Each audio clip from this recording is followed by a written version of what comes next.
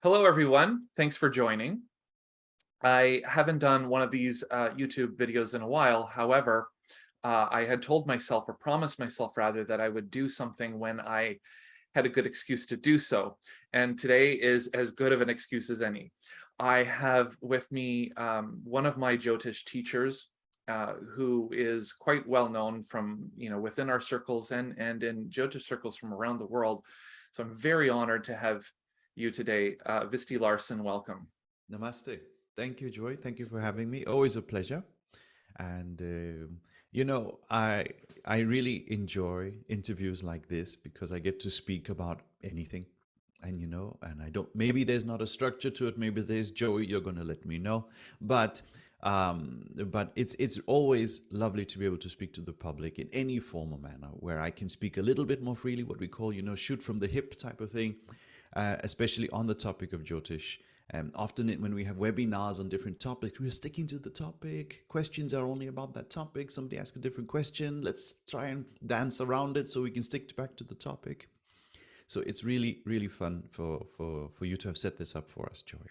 Thank you so much for joining. And I thought, since I have you here, there's a few topics. Rather than just do, one singular topic, there's a number of things. I'm like, well, if I have Visti here, I want to ask him about his take on certain things. And so if you're okay with it, what I'd like to do today is we can talk about, one particular topic, but then maybe we can do a few of them.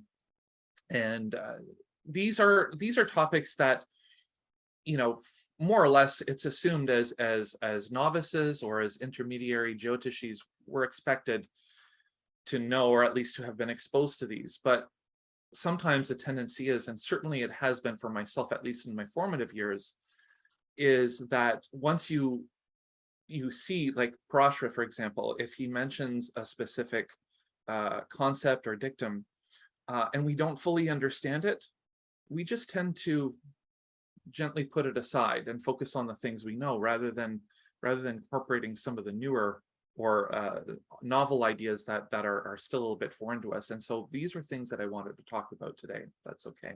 Looking forward, Joy, whatever it is. I'll do my best to say whatever I know and whatever my teacher told me with some, maybe I'll hold some secrets to our tradition, for some things are not for the public. As the rishis said, some things can be misused, some things may not be used in the right way. And it may be appropriate sometimes for us to give examples of it so that we don't just, assume that things are just secret for no reason. So yeah, I get that fully. I get that. Correct. And looking forward. Okay, great. I guess maybe one of the things we can do just to start off is, for those of us who are new to the idea of when we're talking about the tradition per se, maybe we can talk very briefly about the tradition in which we're studying with, because I became connected to the tradition through your guru brother, Freedom Cole. And he offers an introductory course called Science of Light, where he takes complete beginners and sort of walks them through. But then there are a number of scholar programs that are offered through Param Guruji Sanjay Rath, who they walk us through some of the classics, and we go through great depth. And there are a lot of secrets that are revealed during those studies. So would you like to maybe talk about Jaimini and Parashara a little bit and the programs? Yes, please. Lovely. They are my, those are such golden courses that we provide. And it's not because of the course structure necessarily, but because of the content that is in Parashara and Jaimini. Of course, we are studying the books. We have them as books today. All right. So, how do I put this in the way that is giving the right context? Keep in mind, it's something I have found myself having to repeat more and more recently. Keep in mind that Jyotish that is available now today in most of India is a type of Jyotish which originated not in the serious traditions of India, but from what we call the villages of India, families and villages of India. That's not completely unbeknownst to whom we are studying from today, but there was a culture of in India, to some extent still today, of that villages were formed in India for a specific purpose. The people who lived in that village lived there because they were working for a specific purpose. So you could have villages which were exclusively dedicated to Jyotish study. They lived there, they ate, slept there, and they breathed Jyotish with their neighbors every day. Imagine that. I mean, this is not far from, that some people's great ideal of let's build that beautiful community. We are in tune with nature and we will study every day that one thing that we want to study. We'll meditate every day as if we're in an ashram. That's what they were having in India. It was popular to do that. And those villages would be supported by the Maharaj of that area. What are we trying to say? There is a community, that community, all they do is sit and read books every day and talk about those books. And the municipality and government is giving them a serious stipend to do that. Wow. That's what's going on. And from that melting point of people there, they produce a Raj Jyotisha. All right? Or maybe a few Raj Jyotisha. But one at least, they produce the best in their village. And another will produce the best in their village. And another in their village. And the best of each village would come together and they would become a sort of advisors, a small chair or a board of advisors to the Raj. Okay, that was their goal. Sometimes there was one main one and a few under. Okay, so that is their purpose. Now, the problem arises that these Jyotishas, these main Jyotishas, they would go from their village and travel all around to the other villages because their objective was not only to advise the king, the Raja, but also the heads of each of the other villages in the best possible way. They're employed to help the whole place. And the Raja is not going to be playing secretary for the astrologer to tell all the others. So they travel all around the state, advising, helping very duty-bound people to that place, that area, because they know their bill is paid, their food is taken care of. They just have to eat, sleep, and breathe Jyotish to everybody they meet. Fantastic. So as they go to each village, they would also place some seeds over there, okay? Because they need new blood to fill in after them. And so some families, where they saw the need and ability, they would get some important sutras and shlokas. Little bit, not much. And so was built the concept of sort of a village Jyotish, because these astrologers, they had such a good handle over the principles that they had found shortcuts. So, if they said, look, I can only come here once every 2-3 months, I'm not going to do readings for people of the whole village every 2 and 3 months. I won't be here for enough time. I need to install somebody who's going to do that in that village. So every village had somebody who knew something, and they started small discussions, and the fruit of that labor ended up in some fantastic astrologers. But did they get all the secrets? No, they didn't. How can you do that? How can you be a responsible Jyotisha for the Raj and give a person in a village everything? You cannot. No. Then you're creating a competition to the Raj, to the neighboring Raj, to everybody else. So you need to give enough to say, all right, this is what you need to handle marriage problems, career problems, financial problems, all right, disputes to some extent, all right, and a bit of naming of kids and health problems. Yes, done. Okay, see you later. Okay. Are you going to teach them how to handle wars, battles of a major nature? All right. Are you going to teach them that? No. Are you going to teach them, oh, this person can be king, this person can be prince? But there's a king and prince already. What are you going to do now? All right. Who will inherit, who will not? That's a very personal matter. The king doesn't even want anybody else to know that. Why will you teach the person in the village? So there are certain topics which are not taught. They're dangerous to teach. And so there's two types of Jyotish sprung up from this. The village Jyotish, where they can look at you and within a few seconds they'll tell you what's going on in your marital life. And they will have some staple solid principles, and these would be they would form what is called these chandrikas. Chandrikas are books, textbooks, which take the essence of astrology, boiled down to its absolute minimum for minimum use that you can use on a daily basis. And there are different forms of chandrikas. There's not just one.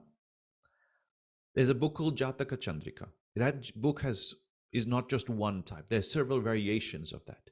Then there's a Jaimini Chandrika also, all right? They look like something which is today called Lagu Parashari. Lagu means short. There you'd think, why would you shorten Parashara? You know, you read that book, it doesn't mention Rashi Drishti, which is in the original Parashara. I don't even think Ashtaka Varga is really in there. Okay, it's very short, the bare minimum. When B.V. Raman was learning Jyotish, his father said, or was his grandfather, excuse me, master this book by hand. It was Jataka Chandrika. Okay, first master that, then you will know exactly what you need to know. After that, then you can add to that. So that's how these two Jyotish things sprung up. So now what became available to the general public is this village or Chandrika Jyotish. So when you ask such people, oh, you've learned Parashara, then you ask them about Arudas and Rashi Drishti and they will draw blank, you know. For some it became, at some point in time, there was even the comment that somehow Jaimini had made its way into Parashara's Hora Shastra by including Arudas and Karakamsha and Charakarakas and Rashi Drishti and things like that, and even Rashi Dashas, thinking that it had weaved its way into Parashara, because what they believed was Parashara up until then was Chandrika. You see my point? Yeah. Okay. And so then you have all of this village Jyotish, I'm going to call it village Jyotish around, which is solid stuff, I tell you. There's stuff there which is super secret. Okay. But it's easy to use like this at the back of your hand. Rashi Navamsha, you know everything. That's the attitude. It's fair attitude. You don't have time to calculate 16 divisional charts.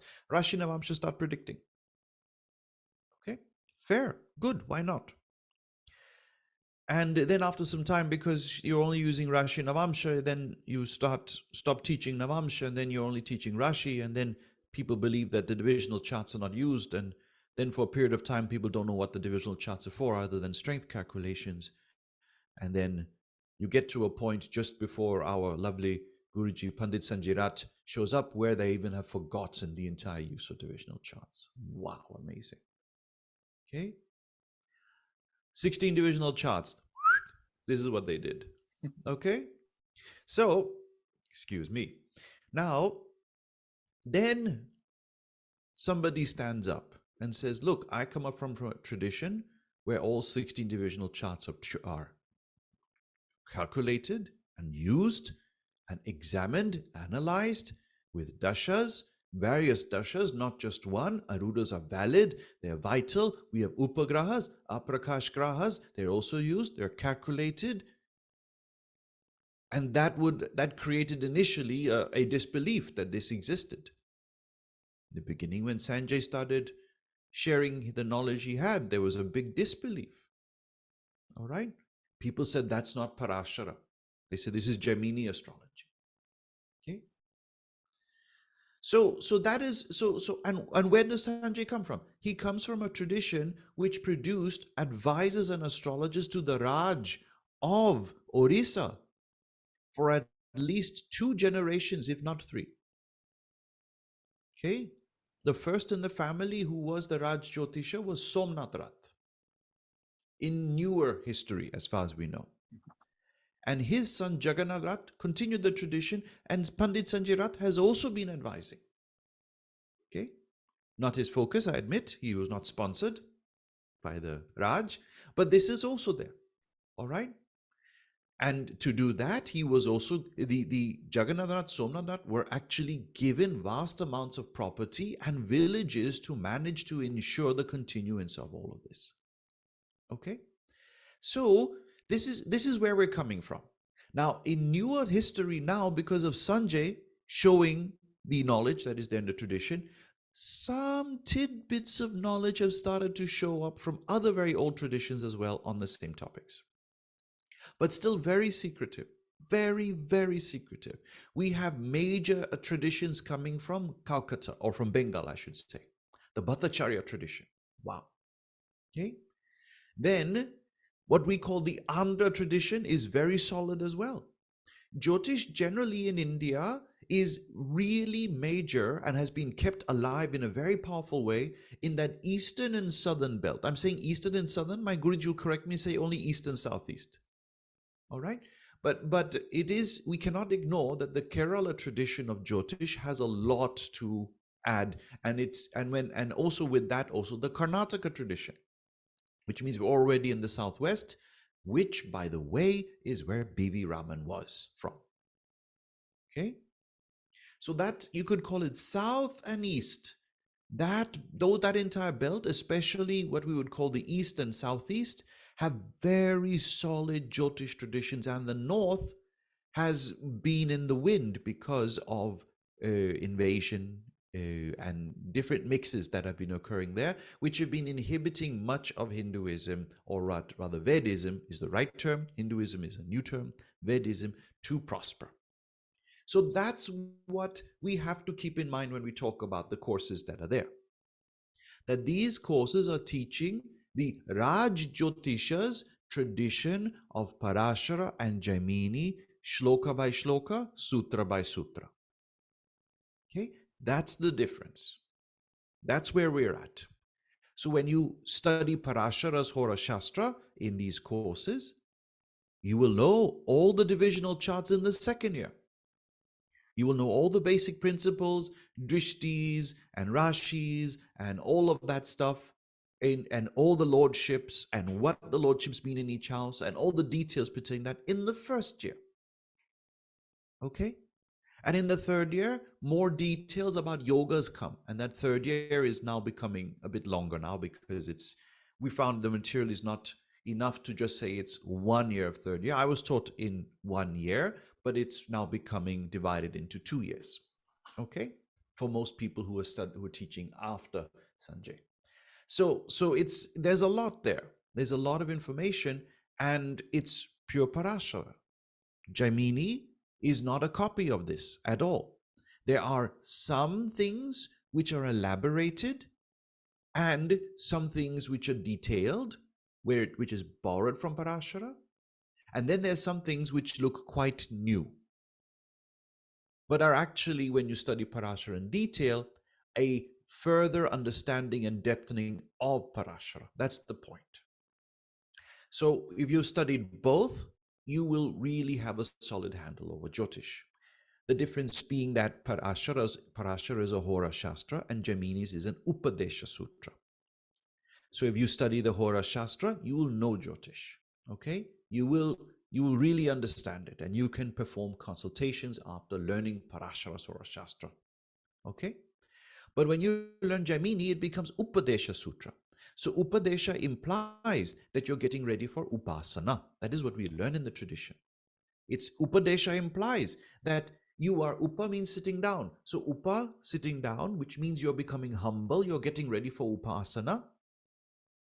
And that Upasana means or implies you are approaching the Veda now. You're not just studying a Shastra, you're approaching the Veda. So therefore, this is where we say Jyotish is a Vedanga. When are you doing Vedanga Jyotish? When you start studying a work like Jaimini. So it becomes spiritual. Its guidance is spiritual. You can guide others spiritually with this knowledge. You can give remedies to really turn a person's life around because of knowing Jaimini. And that's what I say is that further detailing. So that's a long talk about the tradition and what we learn from there. These are not the only 2 courses, but they are major courses. Mhm. And because of us learning about spirituality, we have to dwell on mantras, for example.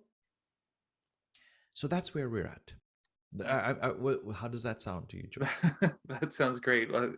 Yeah, even though I'm involved in currently Jaimini, I still learn just from hearing you talk about it. I mean, these are things that that blow my mind, like in terms of the depth of knowledge that's learned. So thank you for that. It surprises me every day too. It's humbling, and it's a pleasure to be studying in this way, especially if you're like a person like me who likes to be surrounded by books. Study, study, study, study. Everything should be about knowledge. Even the conflicts we have are people arguing over slokas and sutras. If that's what you're arguing about, life is good. Right. Yeah. Okay.